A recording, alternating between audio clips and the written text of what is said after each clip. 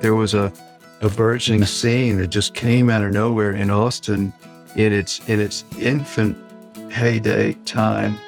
And that, to me, that kind of explains why, when I'd go to other places, even big cities, and it wouldn't be the same. You're listening to Staring at the World with BoDeans, Kurt Newman, a T. Torrance Productions original podcast. Hey everybody, I'm Kurt Newman, and this is the Staring at the World podcast. And today we get to stare at the world on location in Austin, Texas. This is kind of a historic location we're at. We're with a Grammy award-winning virtuoso musician, guitar player here who's been around Austin forever. Welcome to the show, Mr. Eric Johnson. Thanks, Kurt. Thanks for having me. Eric's got a couple new records coming out July 29th. Is that right? Correct, yeah. And he made 2 records during the pandemic lockdown, and we're going to talk about those and talk about the music on that and the process and stuff. But even though we're from the same town, we're living in the same town also, we don't really know each other well. No, introduce I knew of you, of course, and I knew of the band, but yeah, it's kind of traveling in parallel next to each other. And we kind of came through the music business around the same times, 80s, 90s, 2000s, Sure. era. Totally. And so we've been playing the same places, navigating the same business, things like that. But I don't know much about your history, so I wanted to go back to your humble beginnings, as childhood. You were born and raised in Texas? I was. I lived on the East Coast and West Coast, and for a little bit, there, New York in the 70s and LA in the 80s a little bit. But yeah, I was born here and spent most of my life here. I like Texas. What were your parents doing? Well, my dad was a anesthesiologist, medical doctor, and my mom's a housewife, took care of 5 kids. And we lived on Waller Creek and just went exploring and kind of goofing around and just, I had a great childhood, with a lot of just natural habitat and nature around where we lived. It was before Austin was still built up. Yeah, you've really seen the transition. Yeah. When I was a kid, it was totally different. I remember when I was a kid, like really young, and somebody told me, "Oh yeah, there's only 100,000 people in Austin or 95,000 people." I was like, God, I wish it would be a big city. And just be careful what you ask for. That's true. Yeah. And it's changed a lot. Even I was here since '97. So it's I've seen a big change. I was touring through here in the late 80s. And that's the side you like to live? Yeah, well, it was a 2-story town. You could walk down 6th Street and there was a live band playing in like every venue. It was a great town for live music. And I knew and toured with many musicians who lived here. Mm-hmm. So I thought I'll just stop by and hang out there for a while, see what it's like. And 20 some years later, I've got a wife and kids here. Oh, that's good. Deeply planted. But I'm looking for, was there music in your childhood? Was there something that inspired it? For me, I didn't like a lot of what was going on around me. I couldn't deal with it well. So music was a great way to escape it all. I just hide in somewhere else, kind of outside of people and situations I didn't feel comfortable in. So where did music come into your life? Well, I think that, there's some of that in me too. I think, I started playing piano when I was 5, and that was kind of I loved playing piano and still do. But I think the real epiphany was when I was 11 and when I started playing guitar. And I think it was an outlet to kind of feel like it made me have more confidence, or I felt like I had something, And because I think in school I was a little bit shy and didn't really do all the sports and hang out with everybody. So the music that I could run to and that, and find some kind of identity in it. Yeah, me too. Someone came into class around 4th grade and said, if you want to take music lessons, you can get out of an hour of class each week. Oh, wow. So my hand was the first one up. Yeah. And I took drums because it was like, okay, this seems fun. And so I grew up playing the drums, loving the drums, but it was the same thing for me. It was a total escape out of the world and into the band room. Even in school, and you could just get out of the crowds of people and get into the band room and do your thing. And so I just grew up loving that. And the music itself kind of took you to another place.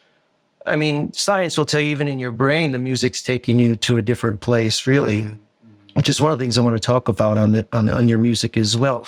But you grew up in a town here where playing guitar was not something taken lightly. There's some big guitar heroes coming out of this town, and I always wondered what that was like. I didn't, I came up as a singer-songwriter in the music industry, but you have a reputation of being guitar virtuoso, can play anything kind of guy. And so I was wondering, what was the pressure like for you with the Stevie Ray Vaughans and the blues rock going on and stuff like that? Because with your music, I hear you going in lots of different directions musically and almost more melodic than just the blues rock, even though you can clearly do the blues rock as well. What are the pressures like? Well, it was inspiring. I think it was interesting when I was growing up. Of course, with Jimmy Vaughns and Stevie Ray and Derek O'Brien and David Grissom. There's tons of great players in town.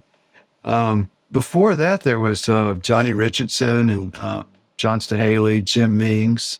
Those guys, that's where I learned to play guitar because I was only like 13, 14 years old. And I'd go like sneak into clubs and hear these guys play. And there's always been this bounty of just great guitar players in Austin. And I think I just assumed, well, that's the way it was, but it was always inspiring to go. Like there was a place called the Jade Room. And every Tuesday night, I'd go down to the Jade Room and hear Johnny Richardson play guitar. And he was just amazing. And that's kind of how I learned to play between him and John Stahaley and people like that, just kind of watching. But I guess it was a passive competitiveness, but it was more just kind of, he got inspired by it. Later on, with Stevie and Jimmy, it was inspiring. But you kind of develop your own confidence to follow your own genre, want to do. Yeah, I never, and this is not a slight on anyone who does it well. There's so many guitar players who play that, Albert King kind of blues rock. Yeah, Stevie Ray Vaughan's licks, and I hear them in so many people, and they do it so well. And I know it's a crowd pleaser, but I never wanted to be that guy as a guitar player. I always wanted to find somewhere else. Yeah. But in this town, I wondered, boy, there's so much pressure and there's so much of it going on. How much just deal with it on a daily basis, but that's almost what they expect. And in Austin, I hear the story about sneaking into clubs from so many musicians and seeing other people play, whereas I think that's really what made this Austin scene so special, because I wasn't sneaking into rock clubs in Wisconsin.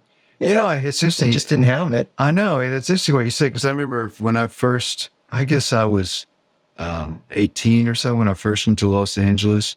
And I was like, where's all the music happening? And it was like there was more. And, in retrospect, I kind of think about like there was, and there still is, I guess, but especially in that period, Austin had this blooming musicality in pop music. I think, you could say it kind of like St. Louis did in its heyday, or Kansas City did in its heyday, or Harlem did in its heyday, and there was, and similarly, I think there was a burgeoning scene that just came out of nowhere in Austin in its infant heyday time. And that, to me, that kind of explains why, when I'd go to other places, even big cities, and it wouldn't be the same. It was just, because like you were saying, you just walk down the street, there'd just be, and there was, and it's interesting that when I was in the bands, when I was in my 20s, we were playing crazy fusion music, but we were able to make rent. And we'd find somewhere, somehow to play, because there was always something to do. You might not be getting rich, but and you think about if you transplanted that to another city, it might have been, much harder to do something like that. Yeah, we were lucky in Wisconsin only because there were only 3 or 4 places to play in Milwaukee, and people would come out and see it, and you would just stay on that circuit on the weekends of playing those 3 or 4 places. But we were lucky only because the drinking age stayed down to 18 for a long time. Yeah. I get the impression down here in Austin, like everybody was kind of turning a blind eye to it, and just people were coming out. They talk about Austin being built on hippies and rednecks meeting for music. Totally. And I think that's what really created a unique place, a unique sound here. There's so many different styles of music were going on. I mean, there was a huge birth, for Willie Nelson and the Sleep at the Reel and all those guys. The country rock scene was huge. Yeah. And certainly the blues thing was huge. But you had jazz groups like Passenger and James Folk doing 47 times their own weight, doing that kind of thing. And then, pop groups and stuff. It was just all going on at one time. And everybody kind of respected it, it seemed. And you had some pretty early success too on, I don't know what it was your very first record, but Cliffs of Dover won a Grammy for you. You were still pretty young. That was pretty early in your release. Pretty early. I actually wrote the tune when I was really, I wrote the tune and we were talking about putting it on the first record, which was Tones, but we never got a recording of it, and we had too much material, so it didn't come out to my second record. That was a pretty cool thing to happen, off an early release. You must have felt like you're moving in the right direction, with what you were doing. I think so. It was kind of a fluke because it wasn't like the early 60s where instrumental music was right.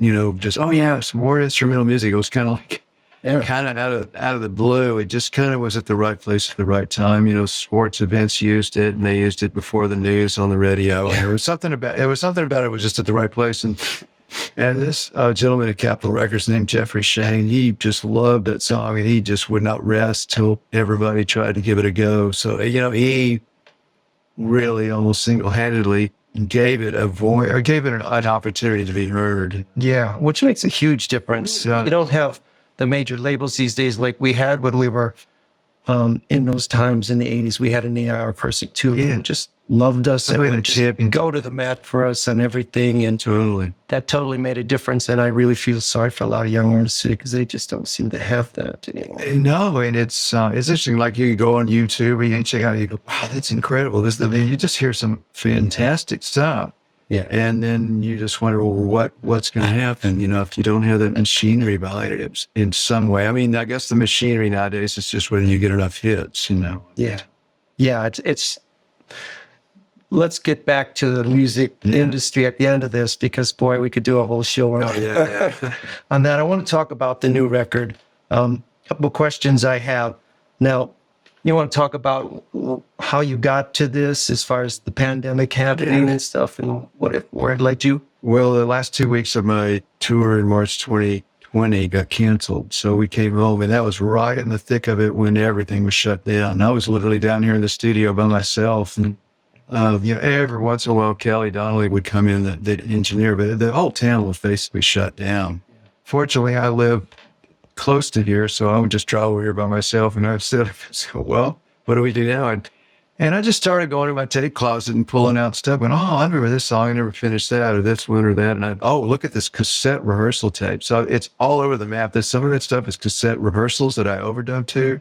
Some of it is, there's a few of the songs are like completely finished. I just put them out. There's some that were barely started in just different degrees and different formats of tape or cassette or analog or digital. I just started pulling stuff up just to, kind of check it out. And I kind of got interested into, wow, I remember this song. And I had the luxury of time, and I just thought, well, maybe I could take that and add to it or push it in a different direction to make it a little better than it was or whatever. 7 of the 18 songs are brand new recordings that we did much later when things eased up a little. I brought in some drummers and they played. The bass player was done. Roscoe Beck did it remotely from his studio. BoDeans, I did a similar thing many years ago, early 2000s. You're lucky here. You've built this studio and you still have the old tape machines and stuff like that. I noticed in the control room, but when I did it, all I had was DATs, and we had little recordings of a mix here and there. And I thought all these songs people had never heard, they'd probably like to hear them. Mm-hmm. So we put out a thing called Leftovers, which was just, but I didn't have the ability to go back and tear them apart. They were just, this is what they were. a rough mix of some Sure, yeah. and stuff. And I think fans really, really like that stuff. I think so. And it's interesting how depending on the lens you look through stuff, you decide, oh, this is good, or this is not as good. And some of the stuff on this record that I obviously originally thought, well, I don't know. Some of it I'm like, well, I kind of like that better than some of the stuff I put out years ago, So it's really, fans do too. because he's subjective, and so, I wanted to talk some that I've read in the bio about this too. And I'm not quoting you directly, but maybe you can enlighten me on this. You said about listening to this stuff kind of through your spirit rather than so much through your head. Yeah. You want to explain that a little bit? Well, yeah, I think I have a strong muscle for doing stuff a little cerebrally. I'll do it again, try to get it better. And then it's not good enough, not good enough. And that can be kind of a rabbit hole. It can definitely be a rabbit hole, and also cannot be a very true process, because it becomes, once it gets like that, you're not defining it by the emotional, the ending emotional power or of the magic of the moment. You might be using that as part of what you comprise to make it, but your big main thing is, well, is it really, are all the T's perfect and the I's, And I think that I a few years ago, I started realizing that, well, if I want to try to grow musically, I need to let go of that a little bit. So when I was doing this record, I tried to, and that a lot of the basic tracks I use is just the fact that I use cassette rehearsal tapes. I'm just going to use it, because they had a vibe. It's like, oh, that. And I said, no, wait, stop, just leave it. It's okay. Yeah. And then you just add to it. And sometimes, when you finish something, like some of the stuff, by the time I finished it, the brush strokes that were kind of funky, not only were not noticeable, but sometimes they can play into the juxtaposition of something being done pro. You have something kind of, it's like a balancing thing where you almost can create a depth of field by having something be a little off, and then you have it balanced with something that's on. Yeah, or even it was recorded at a different time. Our favorite energy bars are back. Thank you to Be Bold Bars for sponsoring this episode. I talk about this brand all the time because I not only love their delicious energy bars, but I love their story. Stacy Madison, the founder of Be Bold Bars, is also the founder of Stacy's Pita Chips. She is the ultimate snack queen, so if you love pita chips, you will love these bars. They have 4 flavors, and all of them are gluten and dairy-free. Be Bold Bars is offering a special discount for all of you to try their amazing bars. If you use the code BOLD, that's B-O-L-D, at checkout, you will receive 20% off. That code BOLD for 20% off at BeBoldBars.com. I know you're all going to love them. Here's a story that makes this point to people who are going and recording them. Our last record that we worked with T-Bone Burnett as an executive producer, we were at his studio mixing the record. I had recorded everything, but I wanted him to put fresh ears on it, so we were mixing it. And he was also doing research on music for another artist, so he would come down while we were mixing and he would play a track of some of these old blues tracks that he was researching. And almost all of them were recorded with just one microphone in the middle of the room, bunch of musicians standing around playing. And every single time that beat our mix, it wasn't recorded perfect. Oh, wow. But the soul of what they were doing and the intention and the grit, every time I was just like, wow. Yeah. It was just amazing. And I worry, I talk to a lot of guys our age about this, of the performance of music compared to how perfect you can actually get it with a computer. And what we hear on the radio today I think people long for that humanness. Oh, I think so, definitely. It's almost like the function of music is different. It hits you in a different way now. I mean, the new music, and every once in a while I'll listen to dance music, and this is just my personal opinion, but there'll be these great chord work. There'll be this great stuff going on. Yeah. But then it's tethered to this drum beat. Dum, dum, dum, dum. I mean, it's like, I get it. It's so really long time. But if you put if you put Peter Erskine on drums behind some of this stuff, it would be so hip. I mean, it would hip. But having said that, I think to your point, there's still you can hear all the pixels mentally placed in a certain place, and then it's so your takeaway is can be sonically great, but there's a certain unspoken mystique that doesn't arrive at that because it never really intended to in the first place, and I think that comes from like you're talking about those records, where everybody's in the room. I mean, I don't think you're not going to be able to fabricate that. No, it's almost always performance. I talked to a lot of people our age too about how the recording studio used to be like a weeded out process for artists. First time I ever went into a recording studio to record one of my own songs, the guy told me to go home and learn the song and come back and record it. And I was just like, I was really insulted at the time, but I knew what he meant. Mm-hmm. That if you're going to come in here, you got to be ready for this. And it seemed like it was a weeding out process for real performers or not. And that's what you could capture with a microphone. Right. And so you try to keep as much of that. I do, and I think you do too, is in your music for people to really grab onto that human aspect of music. You don't hear so much anymore. Yeah. I wanted to talk to you about a few of the songs on there that stuck out to me or I had questions about, but one of the songs was the Maha song, which almost had like a Middle Eastern flair to it. Yeah. And the rhythms and the scaling, I guess, that you're playing, I couldn't tell you what it was, but it was really interesting.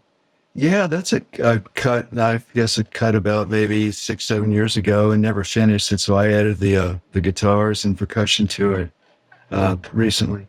But it's really just a jam. It's just kind of like an instrumental jam. It's not really a normal construction of a song. It was just more like let's jam a little bit. We'll do this, we'll do that, and then we'll go to this thing, and then you get that, and then once you get the basic. You cut the basic track and you go, well, okay, that makes me think I could do this. And so it was just kind of one thing led to another.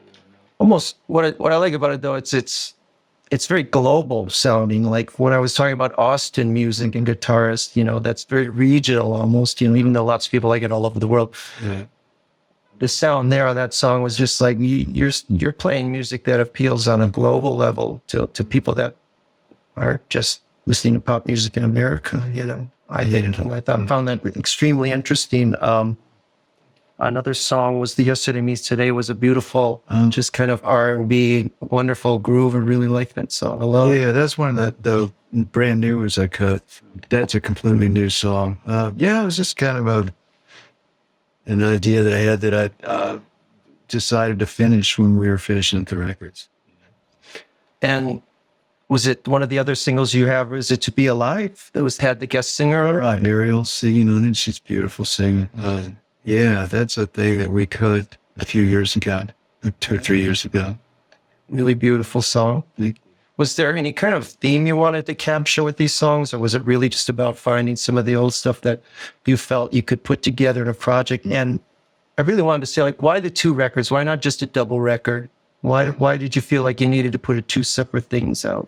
Well, for the answer, the first question, I mean, I just kept digging out of the closet, and I found more stuff. I was like, this is really. In fact, there's a 7-song outtake record that's available if you buy both of these, and then there was still 3 or 4 more songs that I actually completed, and I just said these are not happening. They didn't have the vibe, We're trying to put that vibe as the paramount important thing, and so we got rid of that, but.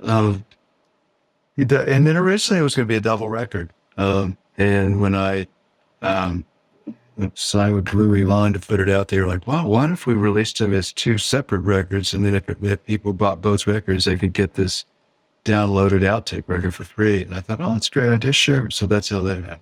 Yeah. Well, that's cool. So there was no separate theme about it. When I look at the titles, I'm just like, is there a separate message about the 2 records? Well, we're doing that. Actually, originally, when it was a double record, I still named each record separately. My friend Vince named The Book of Making, and then I just came up with Yesterday Meets Today because it was a title track of that record. But I thought, even though it's a double record, I'm gonna name them as different parts of it. And throughout your career, you've had so much instrumental stuff, which I truly love. When I'm home off the road, I almost listen exclusively to instrumental stuff. I don't know why. I listen to a lot of jazz music, I think, because it takes my head out of the pop rock world a lot, and I listen to it. But so I like to put one, maybe two instrumentals on a record if I can get away with it. But with you, it's such a part of your kind of career, what people know of you. Like, how do you decide I'm going to put this many instrumentals or this many with lyrics and singers? I don't know if I really think about it. I just it usually ends up being around half and half. Yeah. So you just kind of wait for it and wait for it to see how it kind of speaks. Shows itself. Shows itself. Yeah. That's cool. That's cool. One of my earliest, I think, stories of hearing about you and your music when we were young in the 80s and touring, were people telling me about your kind of obsessiveness with signal path. So I went to talk to you. I'm sitting here with you, and they would, make it sound like you were so crazy about it and stuff. But I didn't, I don't trust what I hear and those kind of things about it. But is there an obsession there, or is this just like crazy storytelling? No, I think there is. There's a way deeper than I've really needed to go. And I kind of backed out of that a little bit because I think I was really just enthralled with how it all made a difference. Wow, look, I played this chord indifferent and it made a difference. So, then you get on this elusive trip of, well, if I figure everything out, it's going to be amazing because 1 + 1 = times and it all. But I don't think that, I know, in fact, the math doesn't work that way because sound is more like nature. It's like, John Muir said, the naturalist, he says, nature is perfect the way it is. Man should not try to change it or improve upon it. It can't be done.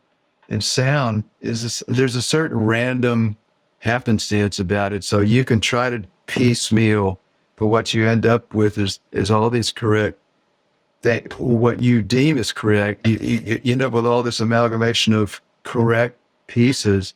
It is. I'm not sounding that good because it's more of like it's like a weave of a tapestry that, it's all different stuff and it all plays into making that like nature, for the random. Once I learned that, I realized, well, I sure wasted a lot of time, chasing this silly idea. And I'd say maybe 10% of it is valid, but the other 90%, you just need to kind of just go with the flow. Yeah, there's some really great mistakes made in rock music throughout our history that made things sound the way they do. Absolutely. Chase Angus Young's guitar sound, and then I had read that like a lot of it was due to he liked being wireless in the studio, so he would use his crappy wireless system. Yeah. And that crappy wireless system somehow people believe led to this great sound. So now they're all trying to get the crappy wireless sound in a pedal form to be able to use. But it's those mistakes that I think sometimes create the magical kind of sound. Yeah. Absolutely. But as a guitar player, sometimes you're always dealing with noise and you're always trying to figure out where the noise is coming from and stuff, because there's so much flowing through the air, getting into these magnetic pickups and stuff. So you're always dealing with it a little bit. Yeah. And if you're trying to if you're trying to go in for like a pure tone sound on guitar, it could be a real nightmare, like you say, and hit the buzz, the electricity, being just like, every room is different. It's being tied to the electrical power grid really can play havoc. So you're kind of set up to where you're really kind of wanting to go, is there a way I could figure out some kind of magic arithmetic that would like make this, rise above the inconsistency? But that's a slippery slope to get into, really. Yeah, I talk to young musicians like that too, and you spend a lifetime playing in your bedroom at home or growing up learning how to play. They ask for advice. I'm just like, when you go out there, just, pretend you don't have an amp anymore. You don't have your favorite guitar anymore. Yeah. It's freezing cold. Sure. You haven't slept in 2 days. And now impress me. Yeah. Because that's the music business more the way it functions out there. And if you learn anything in this business, it's how to adapt to it all as it's happening, really.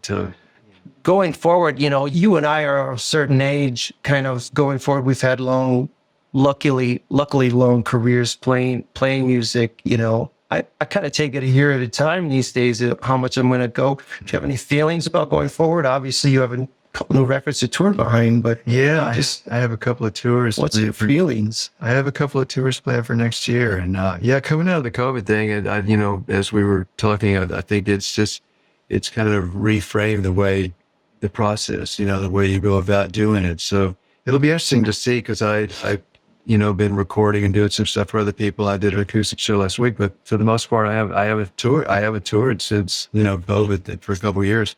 So I'm really kind of curious what it's, you know, going to be like. But I enjoy trying to make people happy, you know, and play for them. You know, and as I get older, I realize that's really the thing that keeps you in the game. You know, it's not the career or working on that and all those, you know, you kind of ease off of that, go, you know, I just want the opportunity to try to communicate, make people feel good. Yeah, which is, people ask me the same question, like, you've been going for so long, what's the future look like? And my feeling is the same thing of like, there's so much negativity in the world. Yeah. I feel like music is one of the few things that's really still putting positivity out there for people. And I point out to people all the time, even on this podcast, about, you've noticed it, I'm sure, when you're in a room and you played for an hour and the crowd's united around us and they're all singing, having a great time, there's no divisiveness, you know? Nobody's in a political party trying to rip the show apart. Everybody's just getting into it and having a great time. And that's the magic and the positivity of music. And so I think we have a similar feeling about that you just keep going down the road for that reason. Feelings about the music business itself going forward. I know we just touched on it a little bit, but yeah, I think, you know, I think it's just a process of negotiating the rapids, you know, with plan A didn't work, go to plan B, go to plan C. There's always some way to kind of circumvent those obstacles. And if you're not so, you know, just fixed on everything being as, you know, it's going to be great. I got to get the, you know, you just go, you know, I'll work with what there is, the opportunity that there is. It presents itself. We bend to the wind. Well, I want to thank you for being on my podcast with Eric's new records, Yesterday Meets Today, and The Book of Making, July 29th. And then you're going to be out there hitting the highway. Yeah. Doing shows for everybody. Is it ericjohnson.com, or was there a website we can go to? That's it. ericjohnson.com. Yeah. Go check out where he's going to be. Yeah. And we're coming to Austin and hang with him. Yes. Thank you for saying, man. Thank you for doing us. All right. A special treat for everybody. Eric's going to play a quick little number. I hope you enjoy it.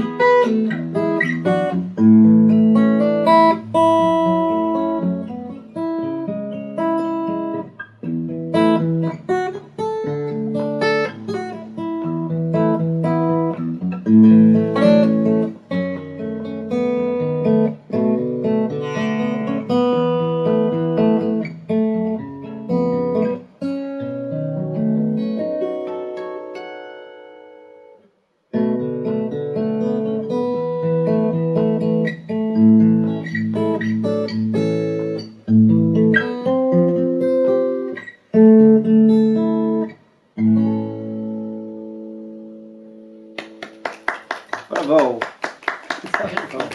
Thanks a lot. Thanks.